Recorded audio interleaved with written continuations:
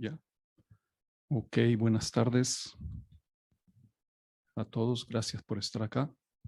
Gracias por unirse a esta nueva serie Seeds for Future, for Food Security, sorry, not for future, for Food Security, organized by our department, by CSD, which is, I always try to remember, Climate Change and Sustainable Development. So starting the series, we're very fortunate to have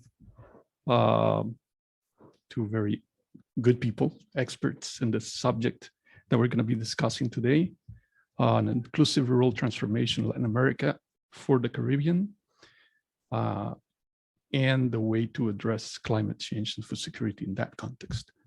So for this, I want to thank Ana María, take the time so busy out of your knowledge agenda to be with us, and Paul Winters, who's visiting Washington for, I believe he's going to tell us about what he's been doing. I know him. He's going to tell us what he's been doing here. So it's thanks again. And Ana María does not need much of an introduction. So I'm going to go directly to our guest speaker, Paul. He's a professor at, how do you pronounce the school? CUBE, School of Global Affairs and Associate Dean for Academic Affairs at Notre Dame, whichever way you want to say it. His research and teaching focuses on rural poverty and food insecurity and evaluation of policies and programs designed to address these issues. Prior to joining Notre Dame, Paul Winters was the Associate Vice President, Strategy and Knowledge Department and Director of Research and Impact Assessment Division for IFA, the International Fund on Agriculture Development, in Rome. So, and before, from 2004 to 2015, he was professor in the Department of Economics at American University here in Washington, where he taught impact evaluation, development economics, and environmental economics. So we have three of his graduates in our department. I'm not going to name them. They know who they are. So good production. So before American University, he worked at CIP, Centro Internacional de la Papa in Lima. And he worked at the University of New England in Australia. And he worked here at the bank. I met him actually in what we called EN2, right? So he did a stint here. And then he also was advisor for SPD and for OVE and I don't know how many people. So well known to the bank. It's a long time. He's published numerous journal articles on the topics that he's going to be discussing today. His PhD, he holds a PhD from agriculture economics or agriculture and rural economics and natural resource economics from University of Berkeley, master's from University of California at San Diego, and a bachelor's as well from University of San Diego, right? California, San Diego. I was making a joke to Luna today. I said, he still holds that PhD? So anyways, so welcome, Paul. Thanks for being here. And the way we're going to do this presentation, Paul, because I don't think we had a chance to do it. So you're going to make the presentation, then Ana María and I will have a chat with you on the topics, and then we'll pass it on to the floor to exchange and then have an open conversation. Hope we get it going. And thanks a lot for your coming here. We feel very honored to having you here. Thanks.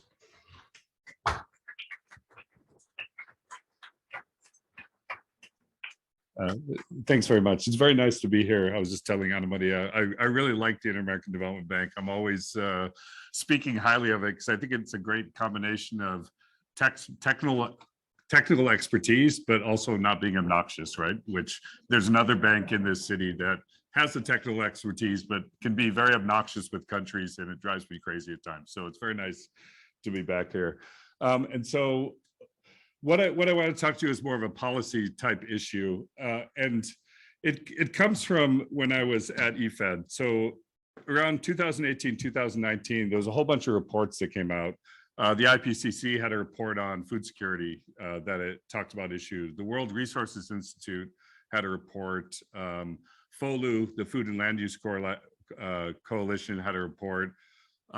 Eat Lancet had their report. And when you read these, they talked about the problems of climate change. And then they would give these prescriptions for development. And I would look at those prescriptions and be very concerned about them, because a lot of what they were saying were things that, at least in my mind, would hurt the rural poor. And when you looked at the models that they used, so I did some CGE modeling, so I know some math, and I went through their actual models, and they had, not only did they not have smallholder farmers in these models, they didn't have farmers in the models, they had farming systems. So there was no way to actually model what the impacts might be on producers in general, on the livelihoods of producers of these recommendations. So a friend of mine and I, a couple of friends of mine and I, we wrote this paper that we published last year in Global Food Security, Do Not Transform Food Systems on the Backs of the Rural Poor. And you can guess what it's about, right? And so it's a big, we thought the recommendations were a big problem. Of course, it's easy to say that, right? To say, you guys over there, you guys, you're climate scientists, nutritionists, the things you're recommending are not great for the rural poor. But climate change is a problem. Nutrition is a big issue. And so we can complain about what other people are proposing, but we should come up with kind of ideas ourselves. And so I've been working on this paper with FAO trying to address this particular issue. What would we recommend? So this is what I want to try to talk about. And the model that I think we've used since I was a graduate student in the 90s, I would say, is inclusive rural transformation. So we want to think about that model and how we might update that model, given the concerns around climate change and food insecurity, and particularly not just broad food insecurity in terms of caloric intake, but nutrition because of those issues. Now, you might not believe me that there's this kind of discourse out here, so I'm going to talk to you about two meetings that I've gone to in the last couple months. The first one was this global panel on agriculture and food systems for nutrition. This was a general discussion about food systems. And this followed that narrative that you hear very often among the crowd of climate scientists, nutritionists, people that want to transform food systems, the people that eat. And the narrative that they heard, and I've been at this Agriculture Innovation Mission for Climate Summit that's here in town, that's why I'm here this week. You hear this narrative all the time. Food systems are broken and that we need a new approach. And even a number of the speakers, including the minister from the United Arab Emirates, who was co-hosting this event, used that term, food systems are broken. I personally don't like that narrative. We feed 8 billion people in the world, and yes, there's food insecurity, but we also have farmers that have managed to produce so much that we actually do have enough food out there. Productivity has grown 3- to 4-fold over the last 50 years. That's actually sounds like a pretty good system. I don't think it's broken, but there's some serious problems. The problem with this narrative, though, too, is it leads us to all sorts of other things. So they're saying this because climate change is having an impact on agriculture productivity, production and productivity. But the other thing is those reports that I mentioned have really strongly come out about agriculture as part of the problem. And now it's seen as, well, it is the second most larger producer of greenhouse gases. So after energy, agriculture is second. And if you think about food systems, and I'll show you some numbers, it's 25 to 35% of total emissions come from agriculture. And not only that, in this narrative, before a few years ago, we would push back at development agencies, say, look, this wasn't the problem we created. It's the highly industrialized countries that should be dealing with it. And we're suffering from it, meaning the developing world. And it should be the other way around. Money should be going. In agriculture and in energy, that argument just isn't holding as well as it used to. And part of it is this arguments that I hear at a lot of these international fora about lock-in. It's this idea that, yes, Europe, America, Canada, Australia, they need to address climate change in their agricultural sectors. But we can't address it there and then have Brazil, India, China, Sub-Saharan Africa, all over Latin America, following the same path that we all followed. Meaning that if they follow a high input, high intense agriculture, if the low and middle income countries follow this high input, high activity agricultural sector, then in 20 years, we'll have just as many problems in agriculture. So we want to avoid that path along the way. So we need to start thinking about the path. And this argument, rightly or wrongly, I'm just telling you the argument, I'm not giving the argument, is starting to gain a lot of traction in discussions. There's also a lot of discussions then in these meetings about the need to alter consumer behavior, change diets. We should all eat less meat. We were at a meeting in Uruguay and I made this presentation and talked about eating less meat. And then at dinner, a big old plate of every food diversity, at least in Uruguay, seems to be covering all the animals at one time, right? So, and we joked about it as the table as we enjoyed the meat. So this changing consumer behavior is coming up a lot. This focusing on ending and limiting deforestation, right? This is what the IPC says. Stop deforestation, period. All of these reports say the same thing. This is even though 3/4 of the increase of production in Africa has come from land expansion. Almost nothing has come from productivity gains. So if you say stop deforestation, where's the food coming from? So it creates these issues.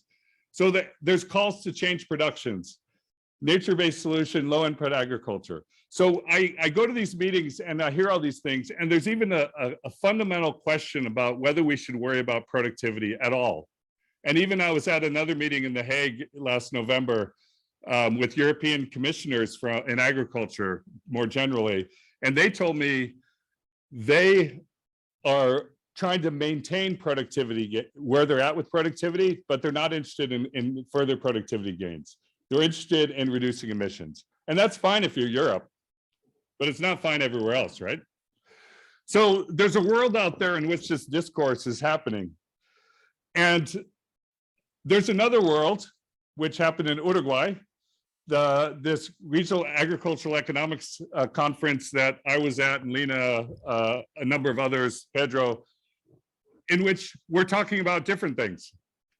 We're talking almost all at a farm level, production and productivity level, without thinking of this bigger picture. There was a lot of different talks on adoption and the impact of agriculture and farm management. There's discussion generally on staple crops and on small scale producers, not a lot on other crops that could be important for nutrition. There were talks about climate change impact on production. And I must say, I'm really sick of papers that tell me that climate change is going to reduce agricultural production, because I already believe it. So you don't have to tell me another time. Because the question isn't that, the question is what we're going to do about it.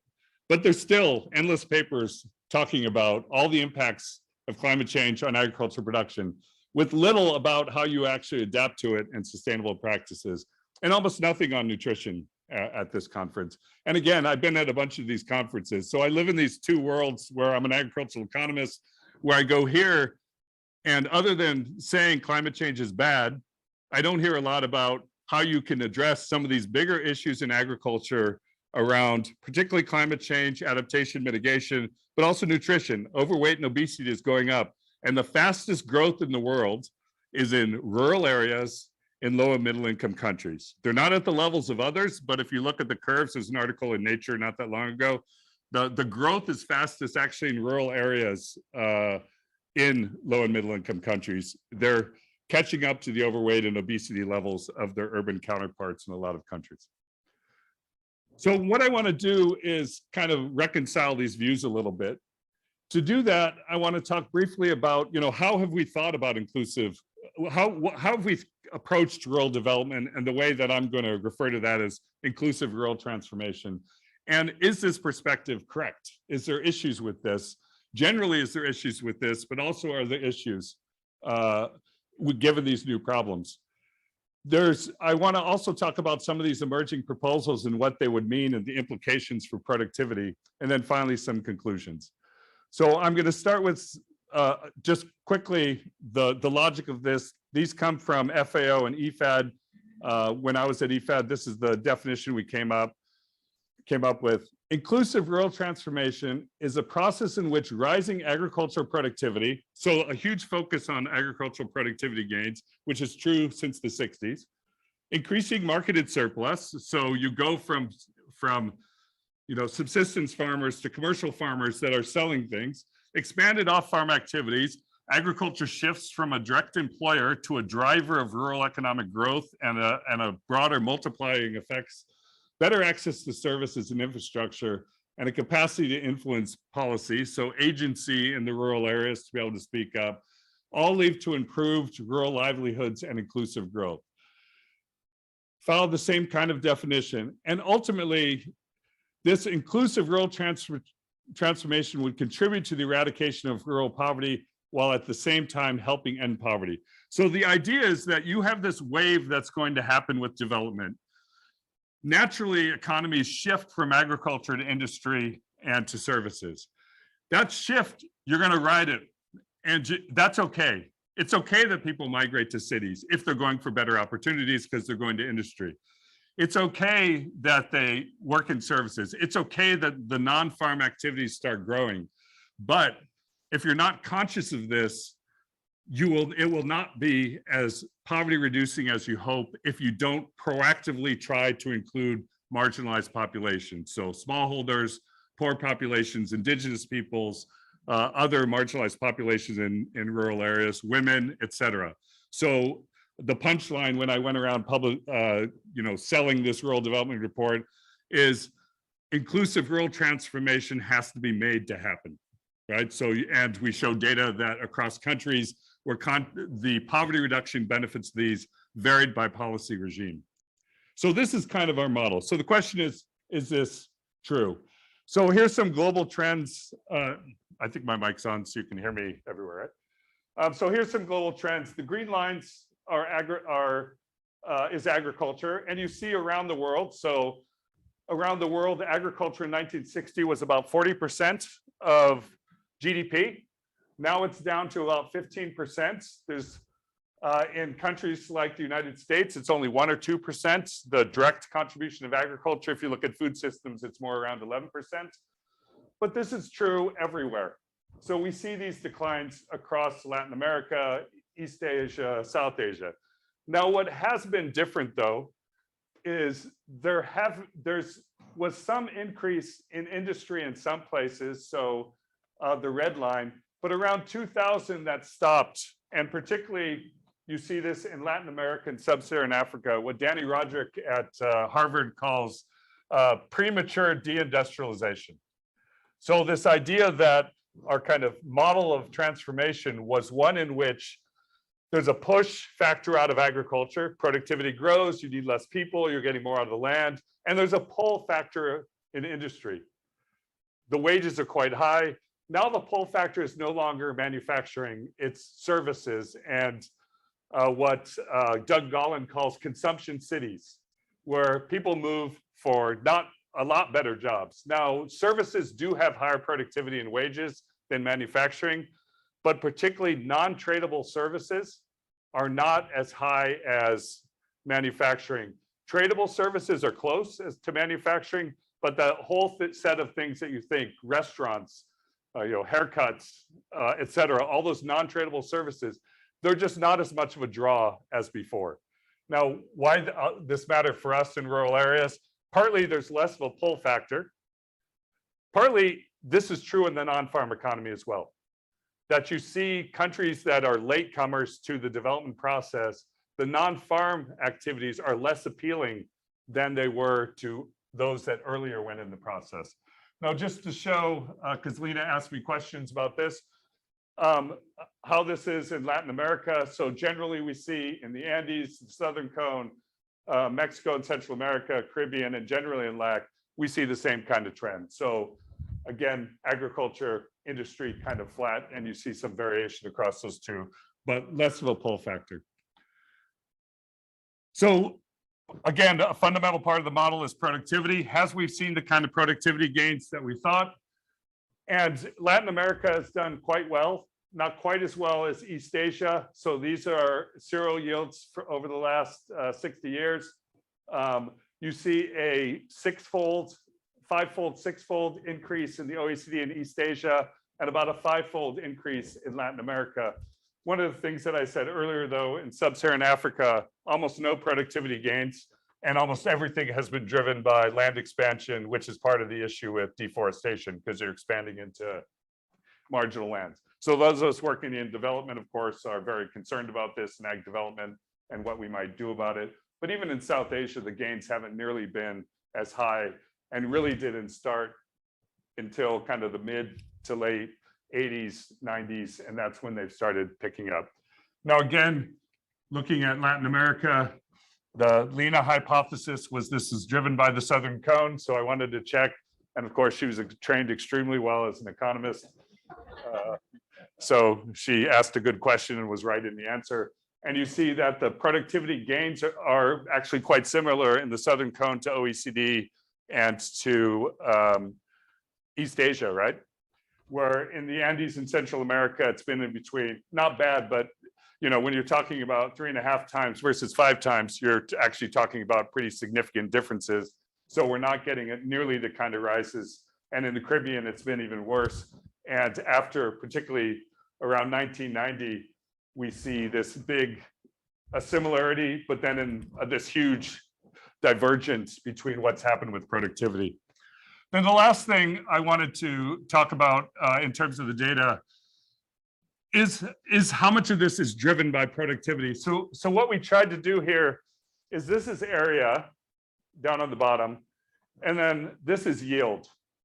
So, and then the line represents that same time period, 1960. So if the line went straight up, that would mean everything was driven by productivity gains, not by, meaning the production increases by productivity gains. If the line is straight across, it means all the increases in production have been driven by land expansion.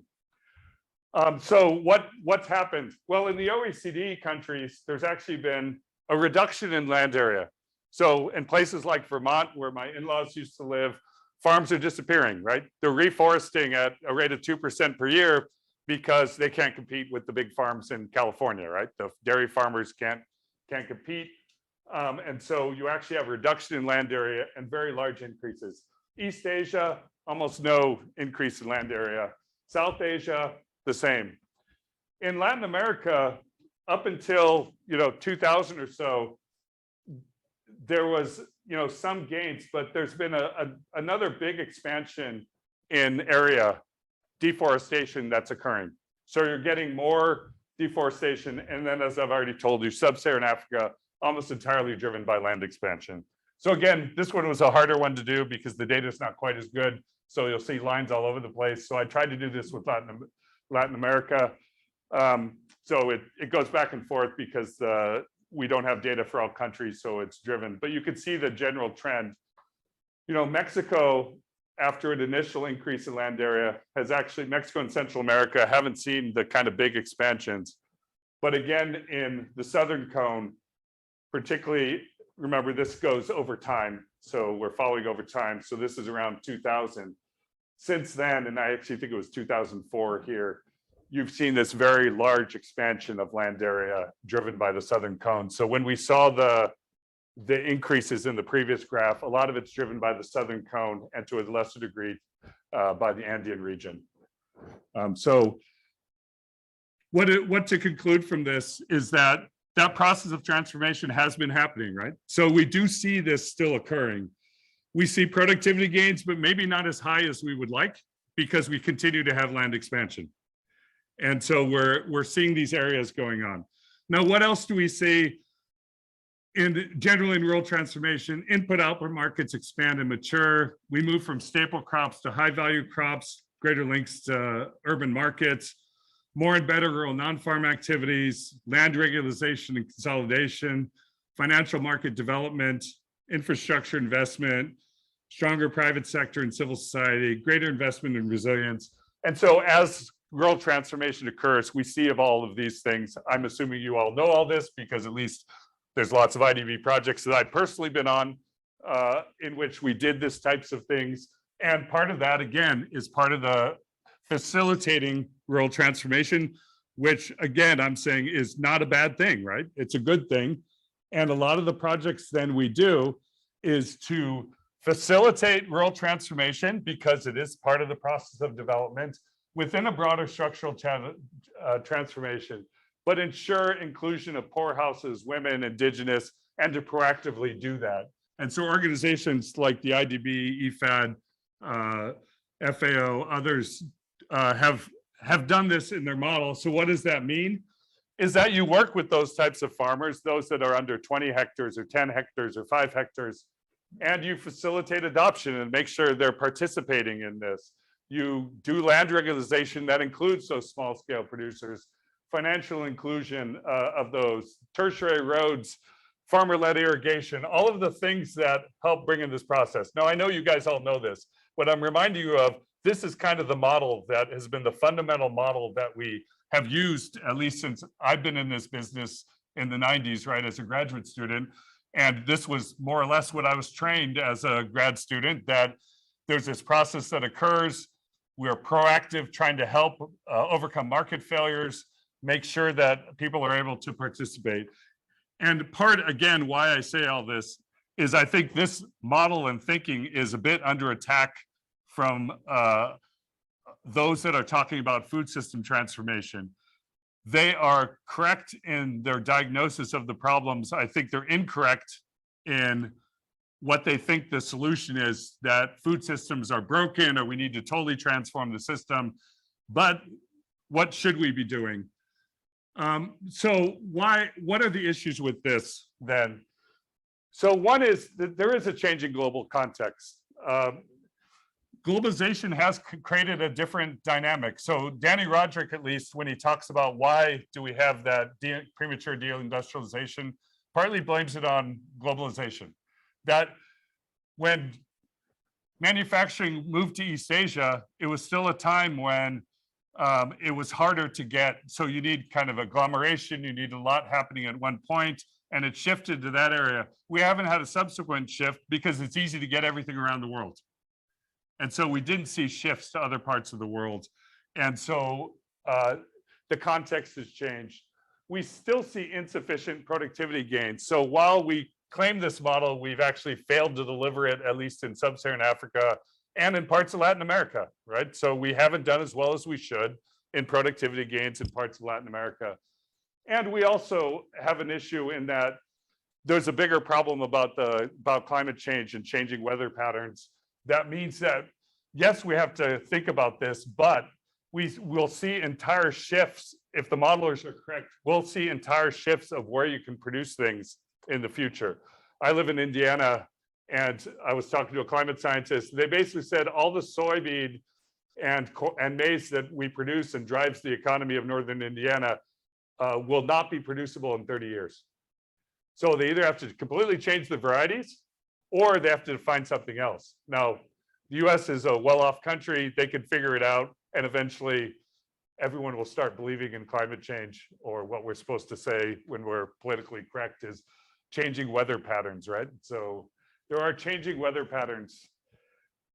The other issue, though, are these things. I think, you know, again, I work in ag development. You see a lot of people in ag development basically say, this isn't our problem, right? It's the problem of somewhere else.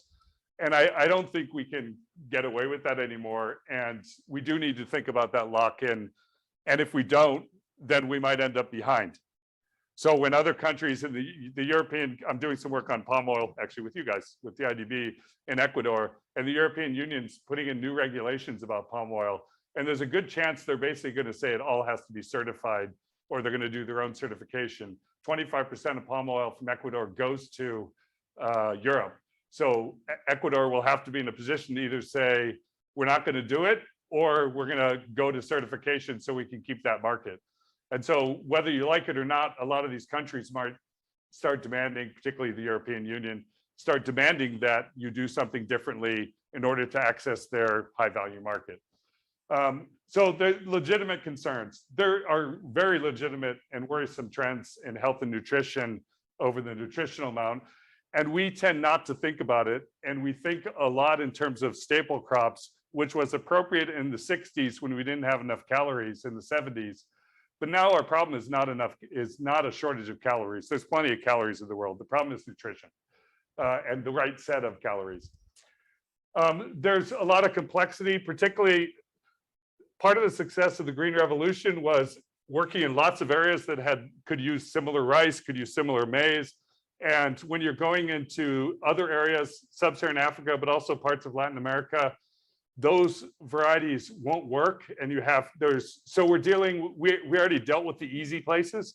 Now we have to deal with the harder places where either agriculture has to disappear or you have to work to get the right varieties in those places and work to transition them. And I don't like that agricultural disappear just because you're talking about people's lives and livelihoods. And yes, maybe it will, but we should still work to provide opportunities and make development as choice. So there's this great complexity, and there's also questions about these trade-offs. And my fear is, there's a new Eat Lancet report coming out that actually is addressing inclusion. And part of it is they got a lot of grief from people like me, but also IFPRI and others, that the diet they proposed, 3 billion people in the world can't even afford their diet. It's more than their actual income. So you can't propose a diet that a huge part of the world can't even have. So they are talking about these inclusion issues. They're actually starting to include farmers in models and think about these. But it still requires that we don't just say you guys are all stupid, that we actually say, yes, this is an issue, but don't forget that this affects livelihoods in general, but it also particularly affects poorer segments of society. So some of these issues, I already mentioned this. So this is just a graph of on-farm activities in sub-Saharan Africa and on-farm activities in the rest. And what you see is those that are late to the industrial process are still focusing more on-farm than those that went earlier in other parts of the world. So they're basically not getting the kind of off-farm activities that they did elsewhere. And there's probably some concerns in Latin America that might be happening in certain parts of Latin America. I don't have the data to show that because these are our country level data sets. And then the other thing is, just so you're aware about the issue of climate change, there's been a whole bunch of attempts. So now everyone, like at this meeting I was at, the mantra is 25 to 35% are from food systems. And this is where it comes from. So depending on how you measure it, 3.2 billion or 5.7 billion, this assumes 60% of deforestation is linked to agriculture, and this assumes 100% is linked to agriculture. No matter how you do it, though, it's probably somewhere in between these two. This is more or less consistent. The way that we do agriculture production, particularly fertilizer use, soil management, irrigation systems, is the biggest part. And then if you add in all these other parts, you get to about 25% of total emissions to 35% of total emissions from food systems. I would note, since everyone, there's this thing about buying locally, transport is actually a rather small part of it, which we should also remind people, because what ends up happening is you could buy incredibly inefficiently locally. And so you create a lot of greenhouse gases because you're using an inefficient local producer that's paying a premium for your farm to fork restaurant. Where actually, if you could do it more efficiently somewhere else, the transport costs wouldn't be enough.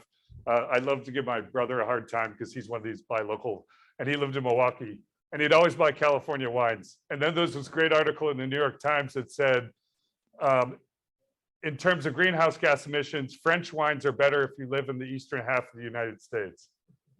Why? Because they go by boat.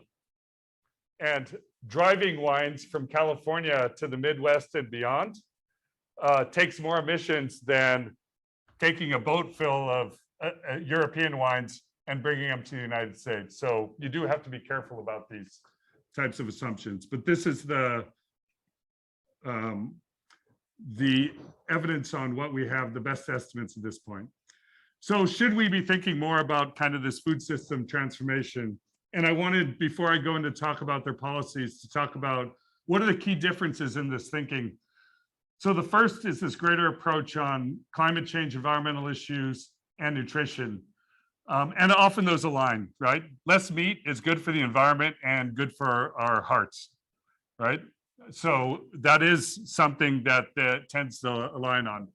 I went to a Venezuelan restaurant the other night, though, and my wife asked, should she get the fried plantains or they had like some baked plantains? And the Venezuelan waitress said, the fried ones are worse for your body, but better for your mouth. So my wife went with the fried ones. So, I mean, this is so these are, there's a general consistency towards plant-based diets, et cetera. And so they get consistency, but they don't focus on inclusion. The thing that it does bring, though, that I think is quite useful is a much more systems approach that considers production through consumption. So remember when I was talking about that Uruguay conference, it's pretty much all on the farm. And we tend to very much fixate on the farm and not think when you do a whole bunch of things on farms, it actually aggregates up to something that matters in the local economy in terms of the prices. So if you are focused on maize production, then you will reduce the price of maize because you're increasing that productivity. That was great 30, 40 years ago, but what we really need is to reduce the price of lettuce and tomatoes and horticultural crops, and to think about what consumption is there, and also think about how we might nudge consumers in good directions. So there's starting to be some experiments like IFPRI has, and there's been these experiments about, you know, how can you get consumers to waste less? How do you get them to make better choices, et cetera, to try to shift consumption in such a way that it feeds back into the production system. The policy focus is on these consumption patterns, production patterns, and everything in between. So thinking in terms of value chains and thinking if we change consumer behavior, how do we change also the production practices, et cetera? Do we have a sugar tax, which I believe Chile has now, to try to influence behavior? So thinking of those terms, and if you do have a sugar tax, what is the implications for production or import, et cetera, of sugar, and thinking about these things. So there's three, though, key proposals that come through that I want to go through. And to be quite frank, my conclusion is going to be this math doesn't add up. And unless we have massive productivity gains or massive changes in consumer behaviors. I'm very skeptical about the second. I do think eventually we might get there, but this is a generational change. I think innovation is probably going to be the only solution to us. So, but let me go through what people are saying. Shifts in consumer behavior, particularly in high-income countries, plant-based diet, and reduce food waste. Can we do that? It assumes that people will actually do it. And I've tried to figure out what the evidence is about this, and it's very hard to say. So I've done this indirectly, but let's say, you know, everyone tells me everyone's becoming vegetarian these days, right? And I'm sorry to say, it's not true. It's basically at 6% in 5% in the United States, 5% in Germany, 8% in Canada, because they're nicer than all the rest of us. And generally has been flat for a long time. It has not increased. And in fact, when you ask people why they do it, over half it's for health. The next one is animal welfare, and the last one is environment. Now, those trends are changing, particularly when you ask younger people. So you do see some movement towards that, but there's not this vast movement to shifting to vegetarianism. Even on the plant-based diet, this is mostly OECD data. So for example, in the US, in the 1990s, the amount of beef consumption was about 235 pounds per person per year. It dropped to, in 2010, to about 165, right? So you had, but since 2010, it's stayed there. And chicken consumption has gone up, pork and other have more or less stayed the same. So on the health front, we all know that we should probably eat less meat. So on the health front, yes, in the 90s, they told us you're going to have a heart attack. And so we shifted to a certain degree to chicken, but then it's flattened out. So there's no vast movement towards a plant-based diet that at least is discernible in the data. And if you look at organic foods, people also point to this. It's gone from 15 billion industry 20 years ago to a 90 billion industry. So it's grown 6 times.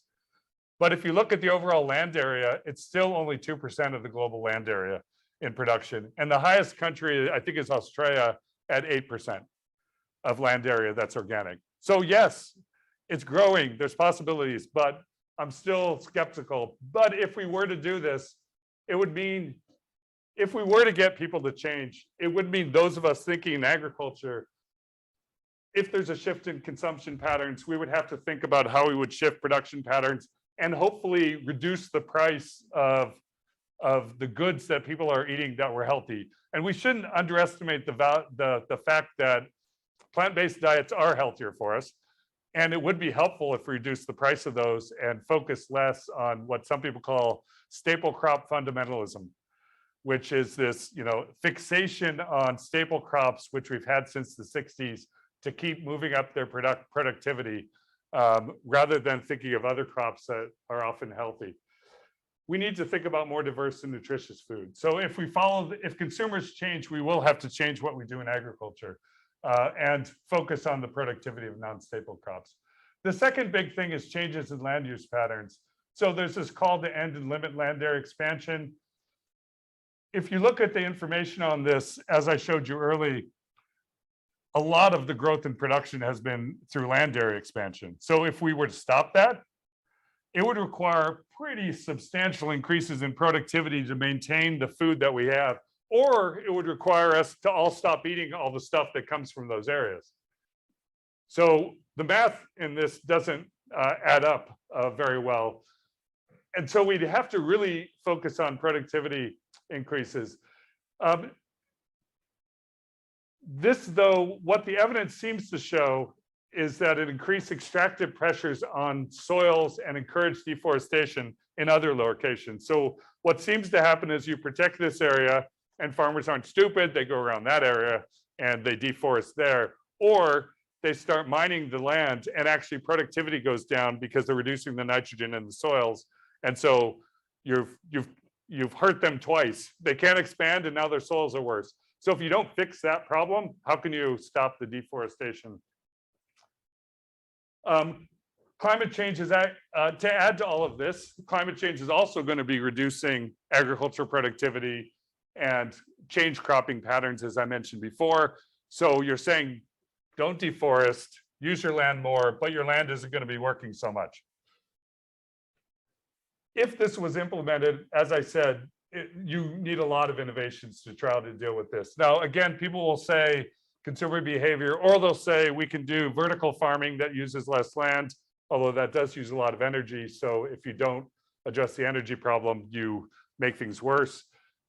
They'll say alternative proteins, alternative meats. In Berkeley, the first company got approval to sell Petri dish chicken. And so you can buy it at a restaurant there. I'm looking forward to trying it just to see what it's like. But growing in lab-based meats, other kinds of proteins. So we could do all that, but in the short run, innovation is going to be the only way that we manage all this. Adoption of alternative agricultural practices.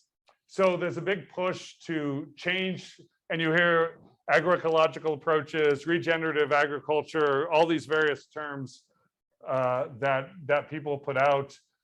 It assumes that these practices can be developed and promoted, will be beneficial to farmers. All the evidence shows that farmers will only adopt something that's environmentally friendly if there are short-term gains, not even if there's long-term gains, if there are short-term gains. And we haven't been able to figure out how to get them to adopt things like conservation agriculture that take a number of cycles before you actually get any productivity gains, even with subsidies, because they basically don't trust us to keep giving the subsidies until the long-term happens. And we know this, people that have been on like forestry or fruit tree projects, you know that there's this issue of, it takes a while to produce. And so how do you deal with that term? And maintains or improves production levels or simultaneous other systems. So can we really do this? The evidence generally is that almost all of these approaches lead to yield losses. So again, and I got in an argument yesterday with the person next to me about regenerative agriculture when I made this statement, and they claim there are some regenerative agriculture practices that don't lead to yield loss. And I said, fine, I hope so. I really want to believe you, but I need the evidence, right? I don't need you moralizing about this. I need actually, are farmers going to make more money out of this or not? The other argument is their yields might go down, but their costs will go down even more, so profitability might be maintained. Again, I'm open to that possibility, but I want to see the evidence to do it. If you look at organic, There's a meta-analysis that looked at organic, and that's low input. It's not exactly climate change way of doing things, but it is low input and does have more climate benefits than others. On average, it's a 19% loss in input and yield from this meta study. There's some suggestion if you were to do it, if they were improve their efficiency of organic, they could get it down to 10%, but it's still a reduction in yield. So why do people do it? Because there's a price premium. So again, if we're going to try to do this, should we create, smart, climate smart agriculture certification? So that relative, I'm going to, this is a lot of additives for cows now that can reduce the methane emissions by 80–90% and seem to be even cost effective, meaning they get slightly better margins because basically the cows grow a little bit faster because they're not spending so much energy burping. So the question is, though, to farmers, UC Davis did this trial in California, and it came to these 80–90% reduction in methane and slight cost effectiveness. Then they asked the farmers afterwards if they do it, and about 20–30% said, yeah, maybe, I wouldn't mind. But the majority said, are you going to pay me for it? Right? Are you going to what's the premium that I get? So do we come up with climate smart agricultural beef? And my brother, who buys local wine from California, even though it's not local, he would buy it, right? And I think there is probably a market for it. For all those that waste our money at Whole Foods, there's a crowd there, but we could try to we could try to do this, but we need to recognize there's this big loss. The other thing is a lot of these options are very location specific. So when you look at things like conservation agriculture, at least in sub-Saharan Africa, there are areas that it seems to have worked, but there's also lots of areas that it didn't. And so you really have to make sure that you're thinking about that. If it was implemented, again, we would need lots of productivity gains with minimal climate impact. And as I said, there was also a study that showed if we were to shift entirely to organic, we would have to increase land area to maintain production by 33%. So this doesn't add up with no deforestation, right? And so these things are not working out perfectly. And this location specific is very important in all of this. So what are the conclusions? There's a very narrow path by which the combination of these three proposals would actually get us there, and ensure that we'd have sufficient, affordable, and nutritious food, and not actually make food systems worse in terms of livelihoods and potentially health of consumers.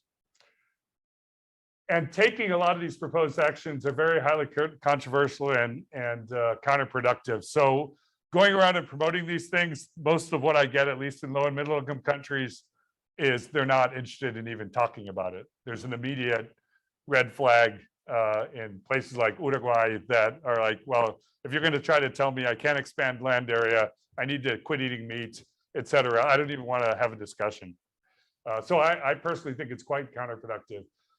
And the best solution, both because of the different ecological situations, but also different cultural practices, interests, is national strategies in which action is attempted and appropriate innovation supported that facilitates gains, but also dealing with this climate change. So I'm working with United Arab Emirates for COP28. They are going to make food at the same level as energy in this COP. So they're trying to encourage. So if you have, if you're talking to ministers or ministers of finance or prime minister's office, they're trying to get them all to mention food and agriculture as issues in their nationally determined contributions, right, for climate change. So they're trying to get them to bring food to the table. And part of their strategy is going to be around innovations. So that is a key pillar to promote agricultural innovations to address these issues. And part of their strategy is to do national strategies and try to get countries to go along with this. So my overall conclusions, ultimately, even though the global context has changed, I think the fundamental model that we've been doing, inclusive rural transformation, is still the right model, right? We need the productivity gains, the structure of economies, and those that are questioning kind of the fundamental model of rural development, I just don't think are correct. That being said, we do need to, think whether they're sufficient for these new kind of areas. So we still need to do land titling projects. We still need to make sure that we're, building cadasters, that we're doing, and actually for deforestation, those things, you actually need the cadaster to help do that. We still need to do the kinds of projects that the IDB, World Bank, EFAD have done, but we probably need to think more carefully. Ensuring inclusion still requires those actions. And climate change cannot be addressed without substantial productivity growth in agriculture. All of this, in my mind, is just making actually the pressure greater for productivity gains. We've already seen tremendous slowdowns in productivity gains in lots of parts of the world. And we need to redouble our efforts, which means everything from research to scaling up and new sets of research.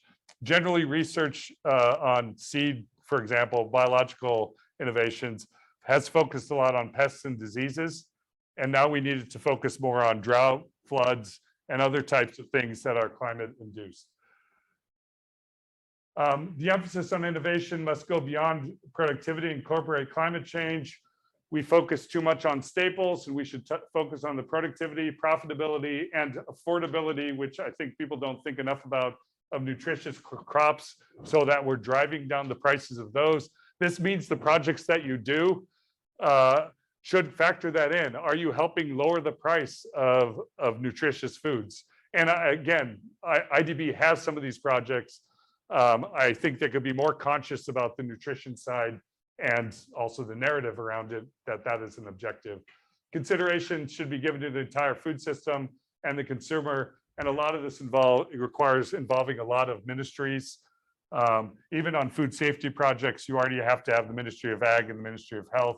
But when you're talking about the broader range, you're also potentially talking about like distinctions between the FDA and the USDA, because they have different parts, food safety versus on the farm, and how do you do that in the different countries and the environment. One of the things with nationally determined contributions, there's been a number of papers that say if governments actually implemented their NDCs, where they take everyone's NDC from around the world in the low and middle income countries, they would increase poverty substantially. Now, why would a country go and create a nationally determined contribution that increases their own poverty?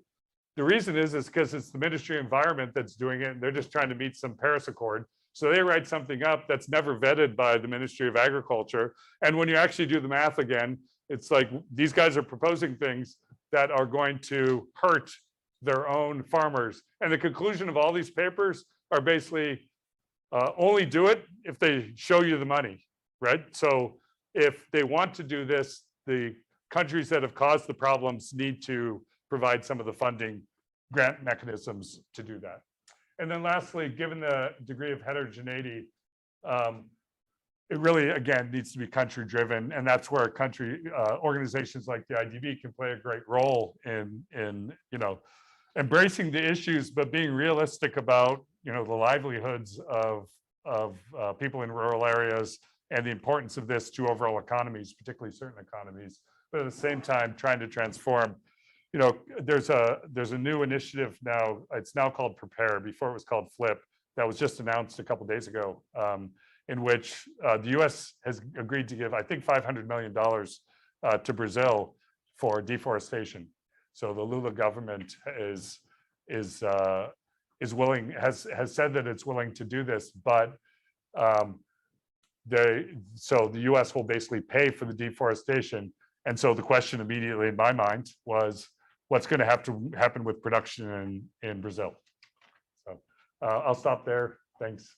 Oh, sorry, I won't stop there. Just to let you know. So this is where I was at. So there's a lot going on internationally. There's this Agricultural Innovation for Mission for Climate, which is led by the US and United Arab Emirates. That was announced at COP26. Over 50 countries have signed. A huge number of Latin American countries signed up in the last few months, and we're at this Aim for Climate. We met the Minister of Mexico and Honduras this last couple of days. There's an Agricultural Breakthrough Initiative, also national strategies for innovation. There's this Ag Results effort with $170 million at the World Bank Trust Fund. And what they did is tried to use pull mechanisms and to induce innovation in agriculture quite successfully with prizes and other things. And then I am working with Michael Kramer, who's the Nobel laureate from 2019. Yesterday, we launched the Innovation Commission for Climate Change, Food Security, and Agriculture.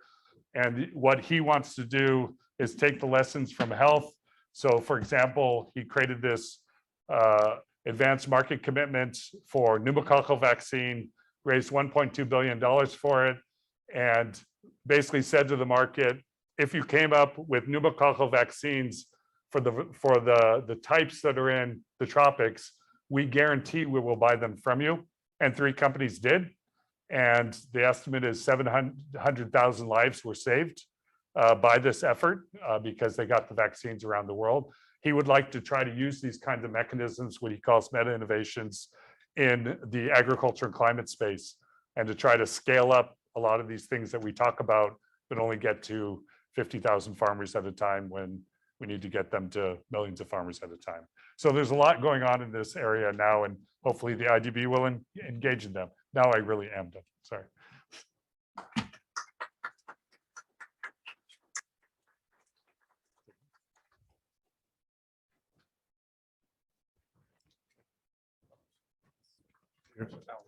You see, I'm middle. stuck in the you middle. sit in the middle, yeah.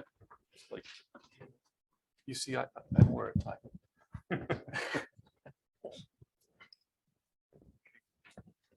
So, is it working for me? Okay, thanks, Paul. Again, it was a great talk. It's makes you think, actually, of, not about what you were taught or we were taught in the 1990s, but about what we're discussing right now and all the trade-offs that we're facing. It's actually not a simple matter. Yeah, that's what I was asking.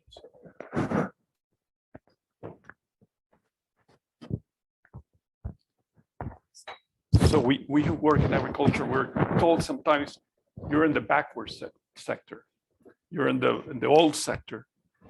Reality, it's not. No. You know, it's the sector that slowly but surely has been able to produce the food that feeds 8 billion people. And the challenges that we're facing ahead are exactly what you were highlighting. So, one of the things, just briefly, just because we're a bank of practical people, right? You mentioned that you like our bank because we try to do good stuff and we also are practical, right? So one of the things is, in your experience, what you've been seeing when you went to IFAD and, you know, looked at what was going on outside, anything that caught your eye, your mind in terms of, man, this is something that Latin America should be doing and it's not doing in South Asia and Southeastern Asia, even Africa. Is there something in you that caught your eye, your mind, and said, hey, having worked in Latin America, there's this something that we're not doing there or they're not doing there? Anything comes to mind? Well, one at the more the IDB than the Latin America level, and then more on that. So the one program that we had at IFAD that I thought was quite good was called the Adaptation for ASAP, Adaptation for Smallholder Agriculture Program. And what it was a grant top up on our loans. And so the idea was a bunch of countries put it into a fund, and I think it was about 300 million initially. And so the average loan at IFAD is smaller than here, so it's about $50 million. So they would get a loan on either, you know, concessional, blend, or ordinary terms, but then they would get this top up. So suppose they got a $80 million loan for Ethiopia, and that would be on concessional terms. And then they got 20 million bonus on top of that. But that 20 million, that additional amount had to go to climate change adaptation. And what it did, and the reason this ended up being good is a lot of the countries, we had kept telling them they need to adapt, but they didn't, because they didn't want to spend their money on something that in effect they didn't cause the problem of, but also climate change is later, right? So by giving them grant money, we would have them do things. And a lot of it was stuff that was good idea anyway. It was, basic infrastructure for erosion in hillsides, managing water in a watershed, and then doing things to build resilient systems, all the things that might be done anyway. The nice thing, what ended up happening though, is we would put these top ups, and then in the next loan, they would actually incorporate into their regular loan the things they had already done. So they would then be willing to borrow for something they were reluctant to do in the first place. And I think for probably less in Latin America for adaptation, because it's a little more prepared than other countries. But I think for mitigation type things, this might be a good strategy that, rightfully so, Latin America is going to say, we didn't cause this problem, so why should we do it? But there are some things out there that are quite interesting. So green nitrogen, they're starting to push for. So it apparently has the same productivity benefits of synthetic nitrogen, but is produced in a manner that has no greenhouse gas emissions. And so can actually lead to that one big chunk could substantially reduce that. And so it's a substitute fertilizer. It's used in the same way. It's just the sourcing isn't petroleum. The sourcing is biological material. And so the Europeans in particular, I mean, this is partly driven by the Ukraine-Russia situation and energy prices. So it's not just out of the good nature of their hearts, but they're particularly interested in this. So what we're in this commission, we're actually trying to convince the Europeans that put a bunch of money into this in Europe. So the first country is producing it, first company is producing it commercially now. But if we wait for that to happen, the S curve of diffusion is going to take forever. And so we're trying to convince the Europeans they should do an advanced market commitment, guarantee the fertilizer for Europe.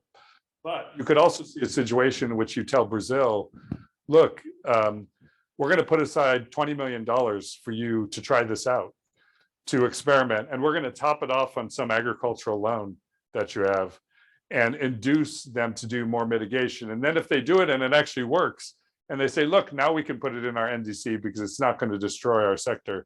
So I think things like that kind of, in the financing side, can be valuable to induce mitigation where countries are very rightfully, reasonably reluctant to do it, but we still have a problem we have to solve. So at the finance sector, in terms of actually in the field, both for all of the reasons we described around nutrition, I actually found a lot of the projects that were the best projects were value chain projects that were not around staple crops, that were around other crops. Small scale producers often, depending on the crop, of course, have a labor advantage. They have smaller land area, but they have more labor to land ratios. And so there's a lot more possibility there, but it can also influence the market if you do it at enough scale. It's a little easier in kind of peri-urban areas where you're closer rather than really far out, but there's some possibility there. And there was a general study called Ceres 2030 that published a bunch of papers in Nature, and this is one of the things they identified too as the literature suggesting had a lot of promise.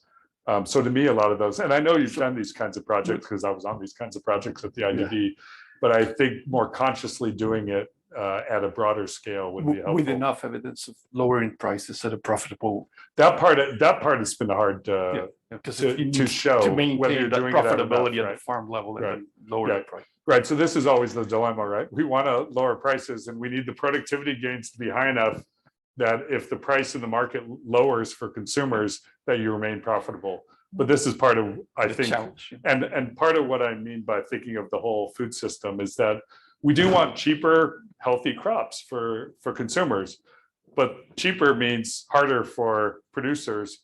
And so you have to keep that food system in mind and what the feedback mechanisms might be and not cause problems by doing that. Yeah. But productivity gains will always solve that, right? We already heard that from you. I'm going to beat that. So, just want to take the chance before I pass it on to you, Ana Maria, to acknowledge several of the members of the board have been here at the meeting, and it's been great to see you here. So you have come in and come out and out, but thanks a lot for being here. And also, we got over 90 people connected, over 100 people connected via Zoom So you're in the limelight. Should have been The more careful when I said the that. camera is all on you. So now it's Ana Maria's turn, and Well, thank you very much for your presentation. I think it's very compelling and it's very provocative as well, no? And you're showing in a very convincing way that we need to increase agricultural productivity and that innovation is a very important way to increase these productivity gains. So I want to ask you two things that are related, and it's somehow related to what you were talking about. The first one is, how can we multilateral organizations, the IDB, help to speed up these innovation processes?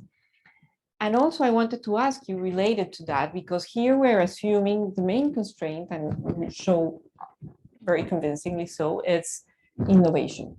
But how that also interacts with a lot of other mechanisms that you also mentioned in the presentation. So I would like to understand also, how do we speed up innovation, but also how do we address also the other constraints to agricultural productivity increasing?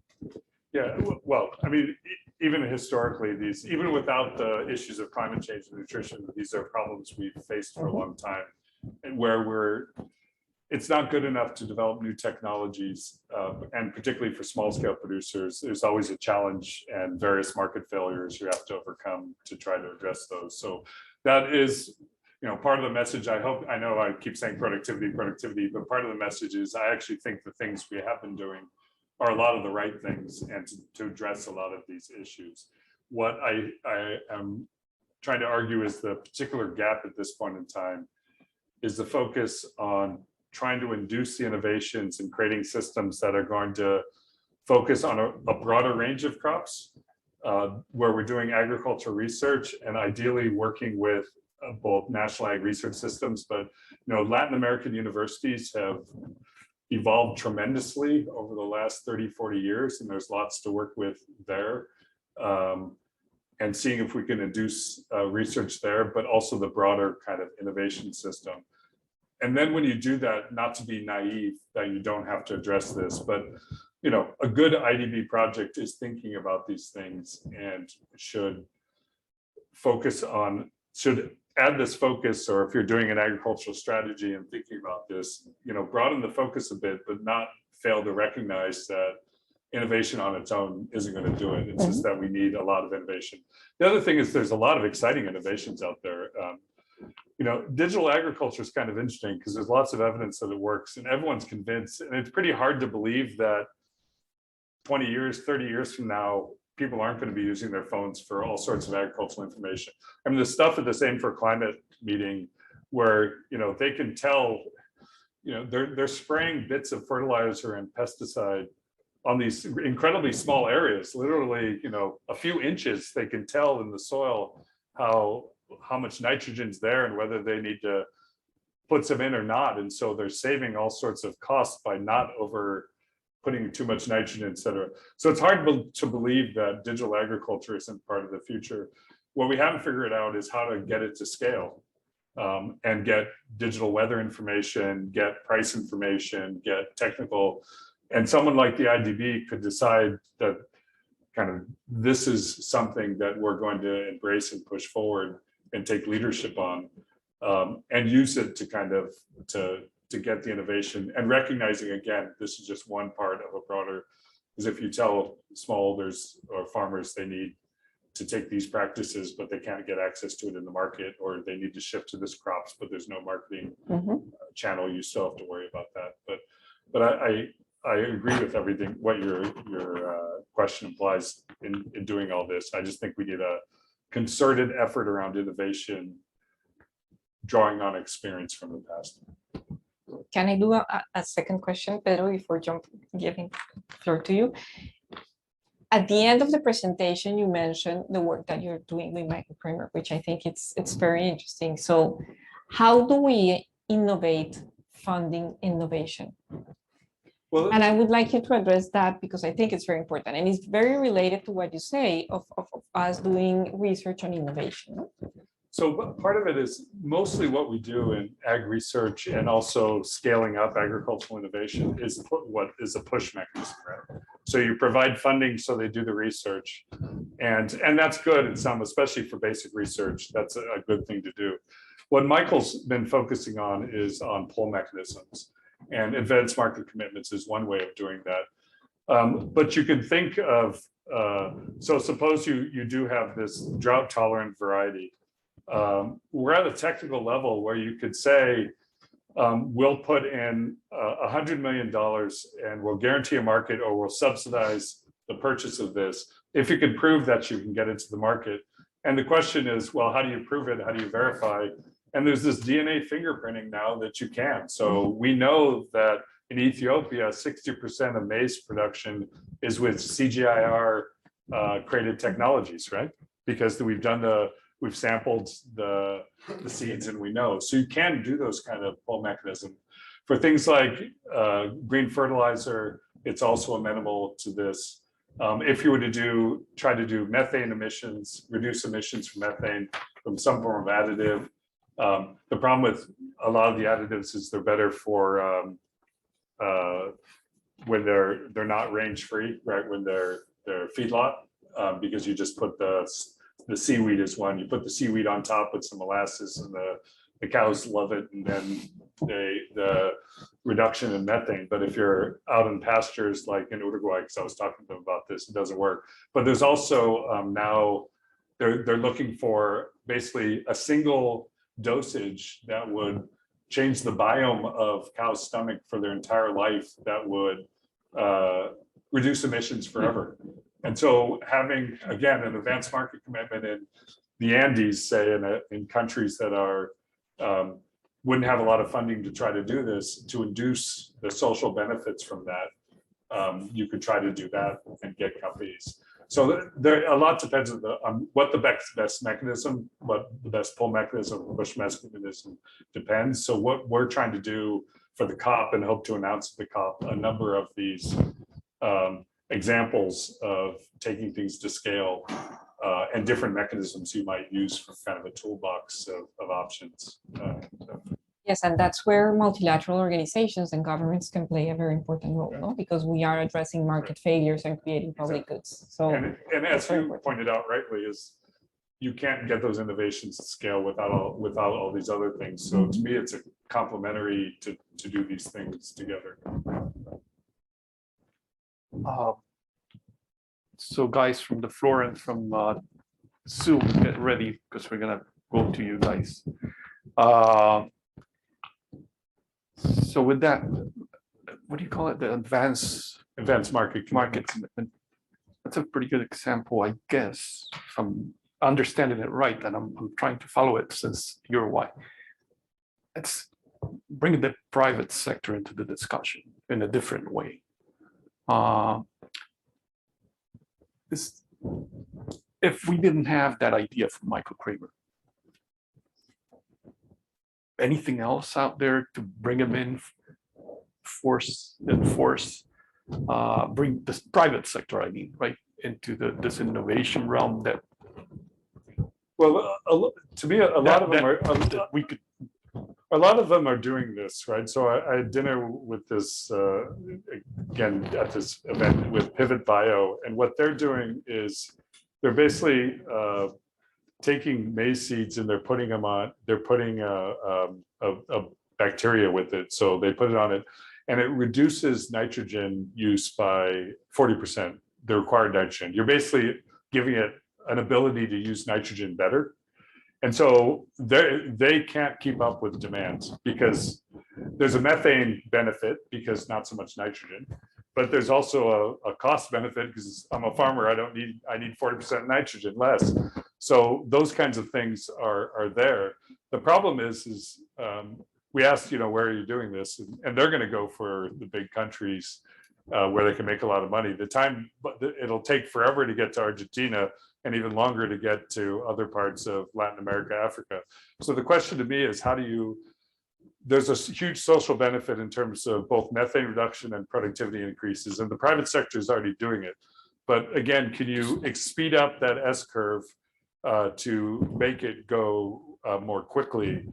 Advanced market commitments is one way to do it, but also just consciously thinking, okay, how are we going to do this?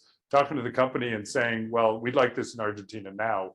What's the problem? Why can't you produce it in Argentina?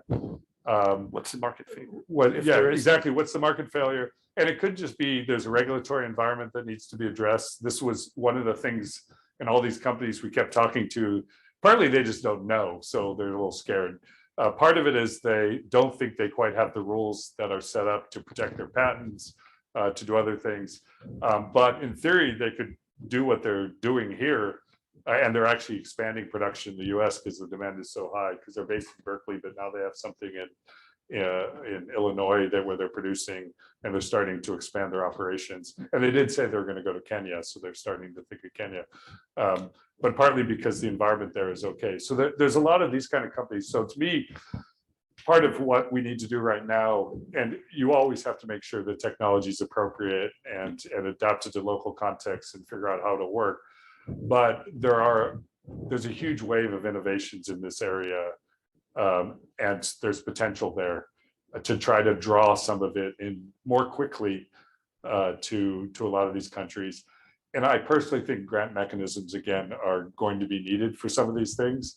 And you know, if the IDB has, I know it's hard to get money for Latin America these days, but if the IDB had the capacity to convince that part of, you know, the efforts of other countries to support climate mitigation in the world is to provide some sort of grants that is going to induce innovations in these areas, it would be a natural host to do this within the projects you're already doing and expand on that. So like the ASAP type program that I was talking about, that it also creates credibility, right? Because who else is going to do it?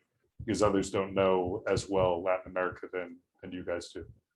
Yeah. Okay, thanks, Paul. That's like thinking a little bit differently about, you know, what the countries invest in ag research and innovation is way below what's the minimum necessary. Right. And a lot of times it happens because ministers of finance who are looking at the big picture, they're saying that we're not getting the returns. Yeah. So we need to think about it differently and see how we can speed up those social returns through, you know, a little bit more innovative financing on our side as well, and mechanisms to finance it. Anybody from the floor or from the Zoom? Mr. Falconi.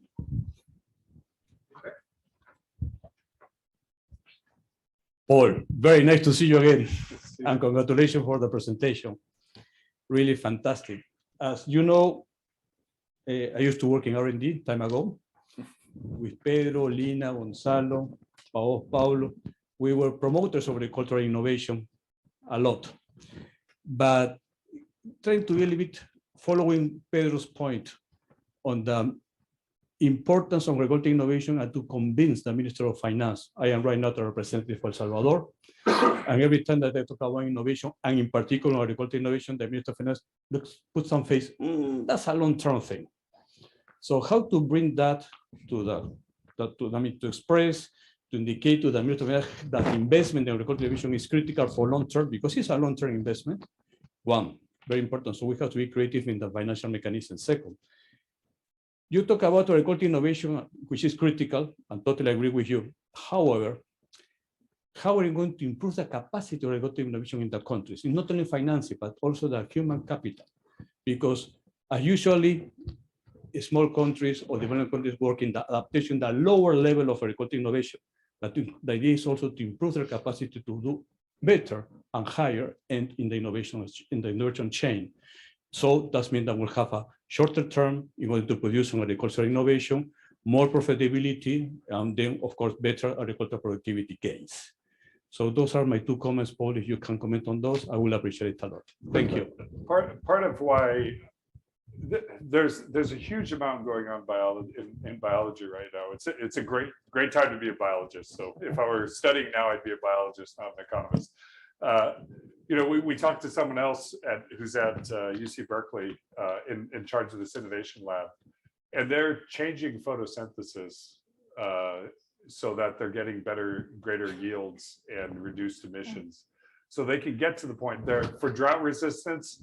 They're creating plants in which the stoma are smaller, so there's less evapotranspiration, right? So they're losing less water. There's an amazing amount you can do with with these technologies. And I don't think we can expect a lot of the countries in Latin America to do that. The better thing to me is to go to the Ministry of Finance with, 3 of these companies and say, we have this, we're willing to do this. We can get you a 40% reduction in the fertilizer costs in your country for maize or whatever other products. But we need to adopt it here. And we need to maybe guarantee a market. That's part of why the emphasis of the technology transfer, it's always concerning because in the past we tried to do that and it didn't work very well, right? Because it wasn't appropriate. I think things are changed a lot, and you have a lot of scientists that are capable in these areas, even if they're not living there now. They're in the global north, they're in universities, and so I think we could do it. But it's a little bit easier to sell that this is proven elsewhere and we could do it there. So I think that's a better, because I, like Michael Kramer, in every talk now he says there's in the United States, there's a 55% return on agricultural research in the US. So, and he's, it's like, if you're an investor, would you take that, right? Private return. Yes, so 55%. And so this is why the US does still invest, but even the US has cut down.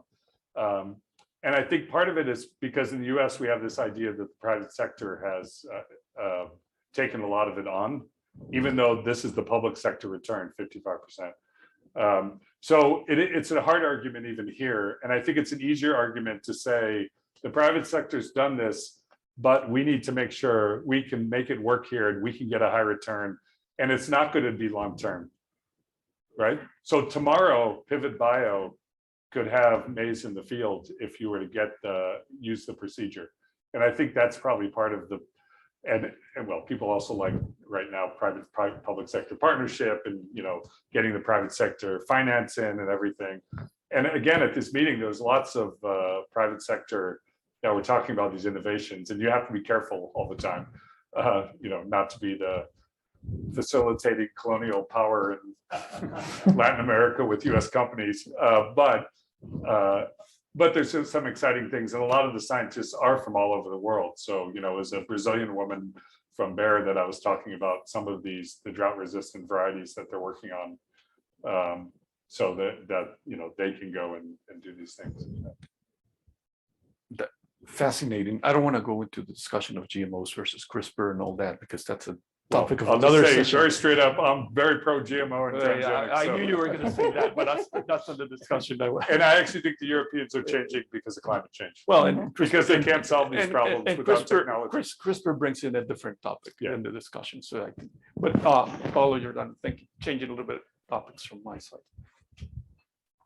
Thank you. Thank you for the fascinating presentation. If you allow me, I'm going to take a trade perspective. That's what I do here at the bank. And I will start a little bit with a provocation, but just to end up on a constructive note. Although it's in the original framework of the food system, trade is a central part. When then it gets operationalized, it gets lost in translation. And even in your presentation, you never mentioned trade, you never mentioned export or anything. Though you did mention it when you talk about the palm oil example in Ecuador, that's where it really hits. Yeah. And so now those like you or me who believe and know CGI models know that the biggest contribution probably to food security in the region will come from income and from exports, because domestic markets are very limited. In the 90s, those who were around, we used to say that for Latin American agriculture, the best agricultural policy would be trade liberalization. Now, not much has happened, but now we're again on the things that you were mentioning, like all this new Green Deal in the European Union. It's huge. And if you can have a lot of productivity, but if you don't have market access, you won't have competitiveness. And so you won't have income, and so you won't have food security.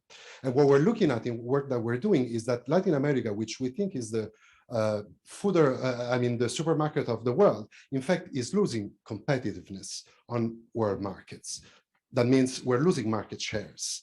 So we can do a lot, but without trade, we're not going to go very far. So my question to you is, how do you think these two perspectives should be taken together. And more practically, if we were to gather, to put together around the table ministers of agriculture and trade, what would be some practical suggestions you might have for them? Thank you. Well, one, I'll challenge you a little bit on the trade.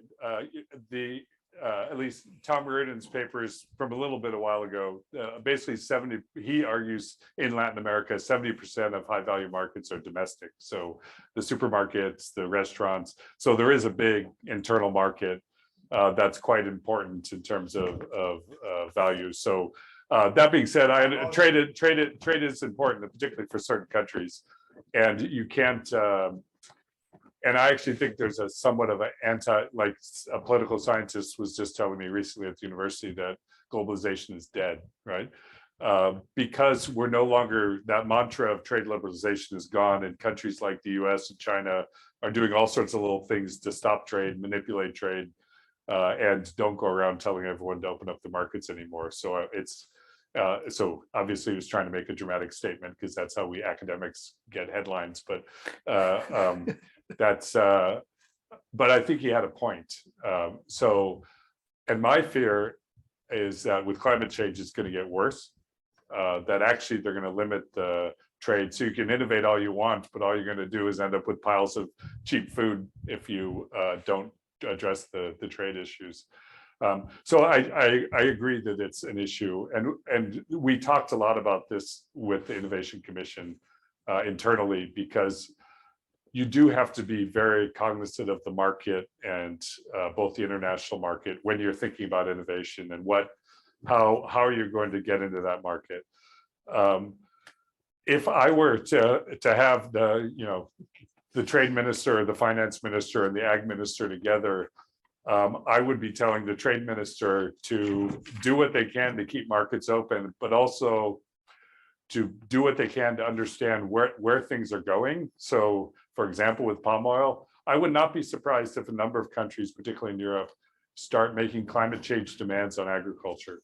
And you can decide whether and then you have a choice. Do I embrace those demands, or do I not use that market and go, see how trade shifts? And that is the reality of it. So I would try to at least stay on top of it as much as I could, because that does seem to be the direction, because they're also getting less bashed by the US when they do these things, since the US is doing the same thing, and so is Canada. And the ones that have been very pro-free trade in the past are not so pro-free trade anymore.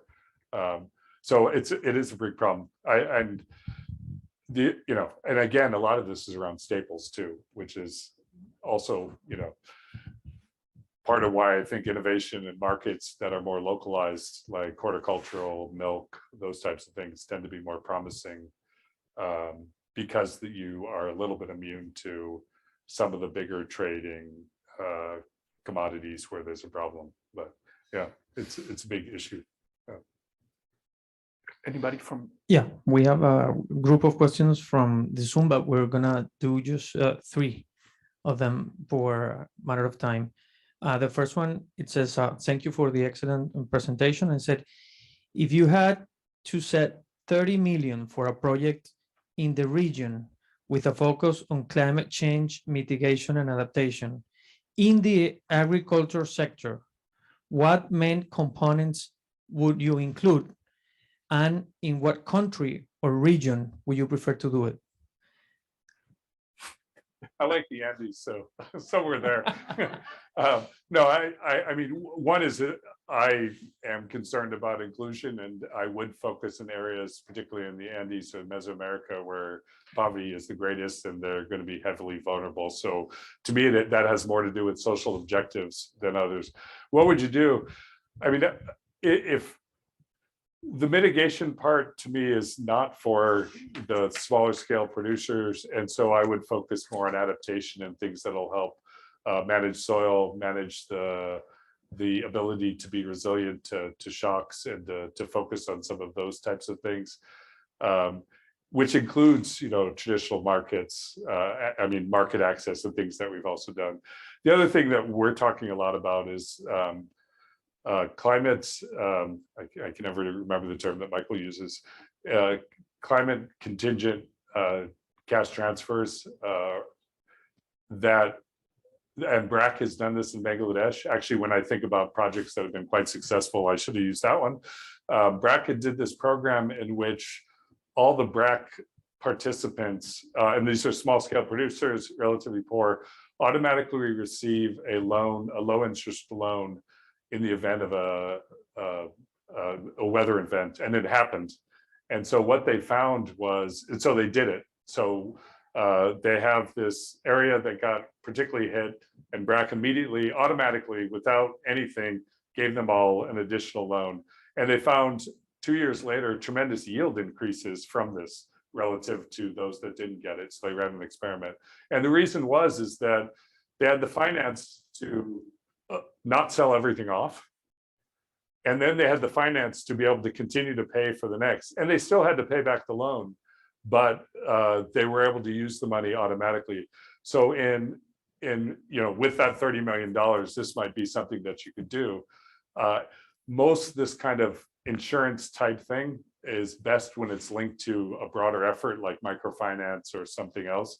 But those kind of contingent payments seem to be quite promising and a good way to adapt that have agricultural benefits. So now you don't have to deal with those people being hungry, right?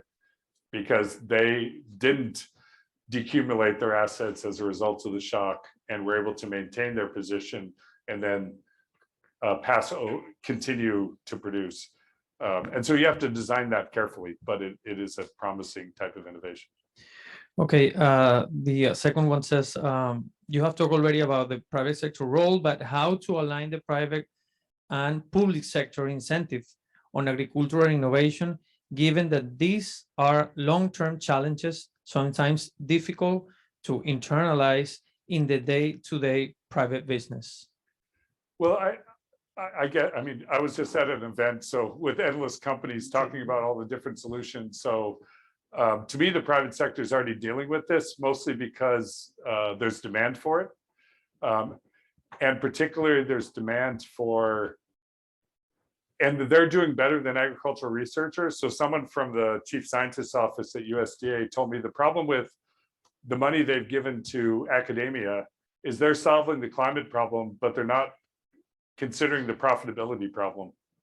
So that they're coming up with all these great ideas to mitigate climate, but yields go down. And so USDA is like, we're the Department of Agriculture, we can't reduce our production.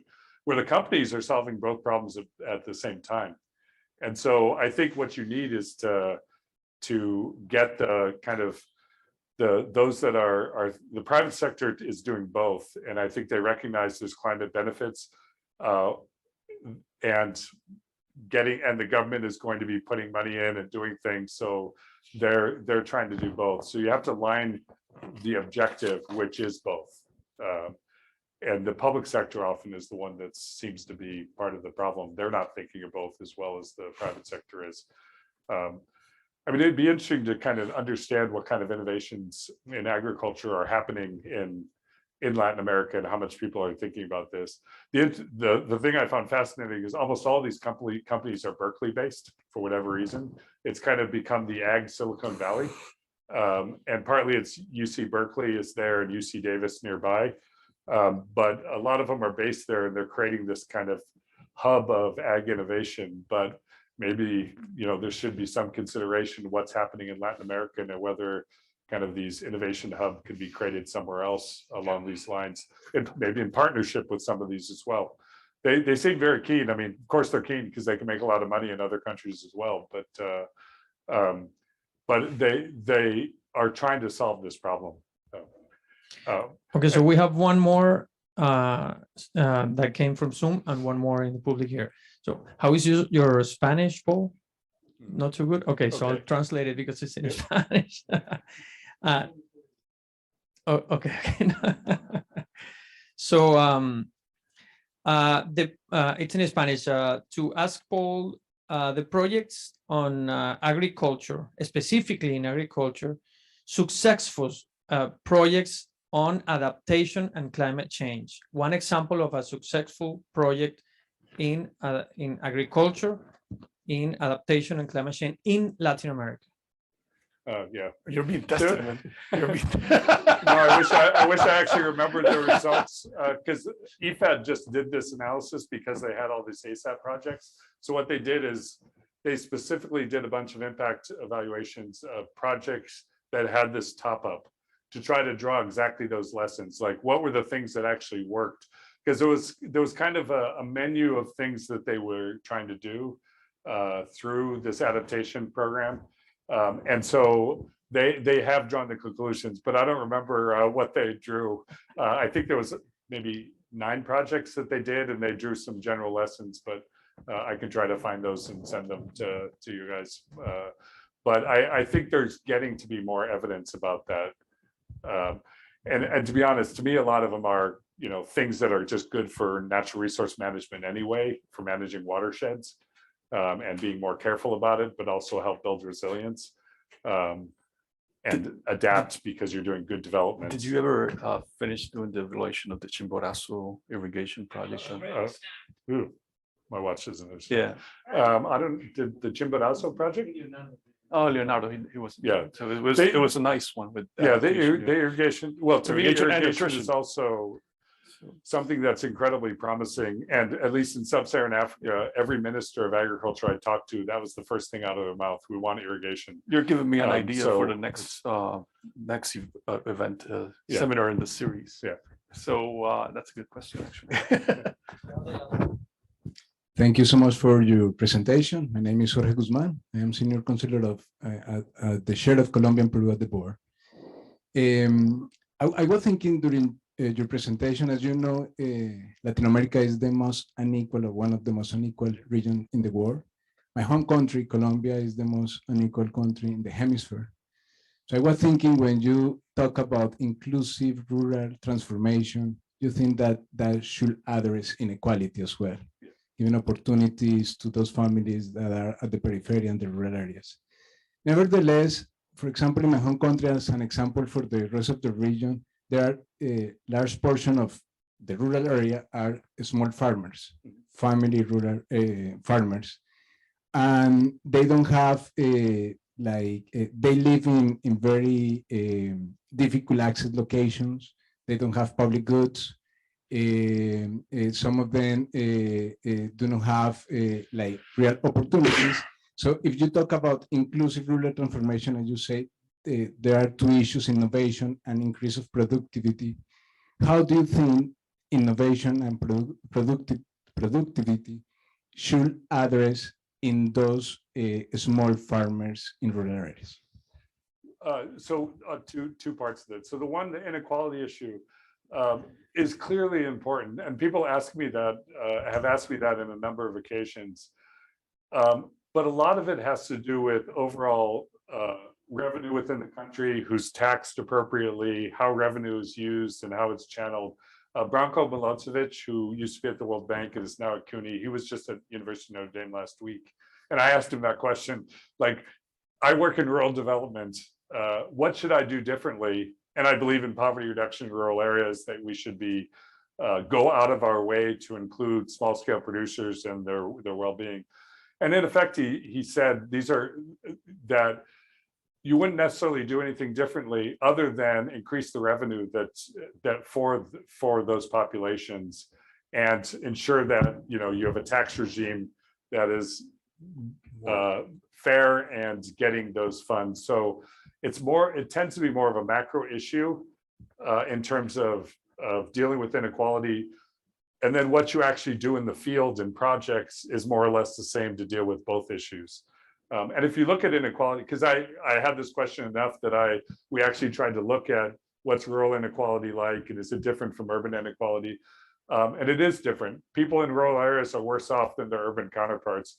And a lot of the inequality is actually the fact that rural people have less income than urban people. So it's a big driver of the overall inequality. So that is a big thing. The question on small scale producers, I mean, it partly depends on how you define small scale producers, but I am 100% convinced that those that are under 5 hectares of land can be innovative, can be productive, can increase their productivity, and I think all the evidence supports it. I did a series of papers with using randomized control trials with cash transfers in sub-Saharan Africa, partly to go against this argument that cash is kind of, you're just paying people to sit around. And a lot of the targeting of it went to, in sub-Saharan Africa, went to farmers.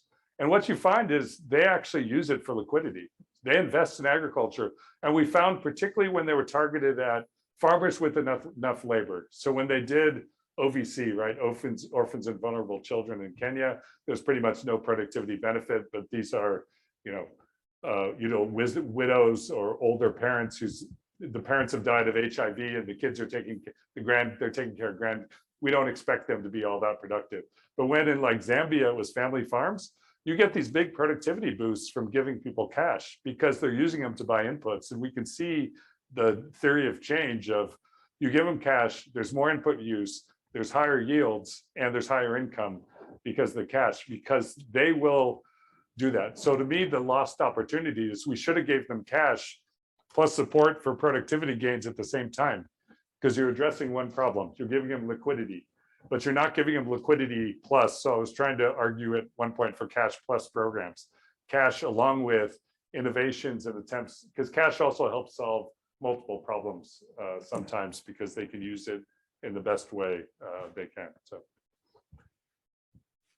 Well, I don't know, Ana Maria, if you have a burning idea that's being left behind. No, I don't have any burning question. The conversation has been really fascinating. Thank you very much. I think that we need to do the numbers as well, no, with NDCs and all the things that you mentioned.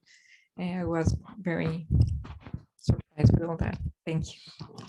And just want to take the opportunity to, because you like GMOs and you like CRISPR and things like that. So next week, we're going to be in Argentina talking with several ministries of agriculture on the regulations that are in place for the use of CRISPR technology, not GMOs, CRISPR. Yeah. It's just a clear differentiation between one and the other. And we've had that discussion with North Carolina State. Yeah. It's been looking at the That's whole thing, and it's just helping us have that discussion. We're going to be having that conversation next week in Buenos Aires. I would say my son has his PhD in genetics from Stanford, and I mentioned GMO, and he's kind of says, "Is this 2000?" I mean, GMOs don't really exist anymore. They're so far advanced. You're talking about not modifying genes, but how genes are expressed and how RNA is used and all these other things. And even talking about GMOs is a very outdated kind of thing. And I think partly why Europe is coming along, because they're basically going to get behind in biology if they don't start doing these things. So you need to think very much a brave new world of science. And create the that's right out there. regulatory environment for it to be the right way, right? Not Yeah. the wrong way. Yeah. We'll send them the link. So, and also, Sai's thanking you for great chat, great Thanks. conversation, great presentation. Like always, he makes us think. I also want to take advantage to let everybody know that we're going to be having this series going on through the year, and we'll be calling you, letting you know we're going to be here, and you're going to participate via Teams as a guest audience. Sure. So great, Paul. Thanks very much. Thank you. Gracias, Ana María.